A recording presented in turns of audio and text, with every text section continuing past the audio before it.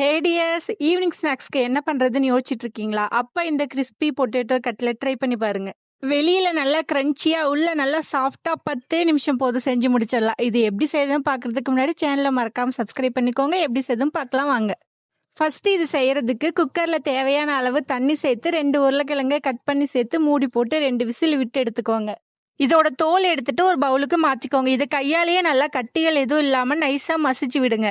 இந்த மாதிரி நல்லா மசிச்சு எடுத்துக்கோங்க. இது கூடவே பொடியா கட் பண்ண ஒரு வெங்காயம், பச்சை மிளகாய், 1/2 டீஸ்பூன் மிளகாய்த்தூள், கரம் மசாலா, பெப்பர், தேவையான அளவு உப்பு, கார்ன்ஃப்ளவர் மாவு 1 ஸ்பூன் எல்லாம் சேர்த்து நல்லா மிக்ஸ் பண்ணி எடுத்துக்கோங்க.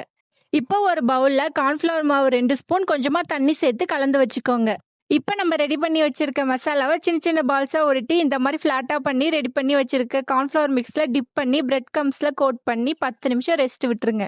10 நிமிஷம் ஆனதும் சூடான எண்ணெயில போட்டு பொடிச்சு எடுத்தீங்கன்னா ரொம்ப டேஸ்டியான கிறிஸ்பி பொட்டேட்டோ கட்லெட் ரெடி. நீங்களும் வீட்டில் ட்ரை பண்ணி பார்த்துட்டு எப்படி வந்துச்சுன்னு கமெண்ட்ஸ்ல சொல்லுங்க. இந்த மாதிரி நிறைய ரெசிபி வீடியோ பார்க்கணும்னா மறக்காம நம்ம சேனலை சப்ஸ்கிரைப் பண்ணி வச்சுக்கோங்க.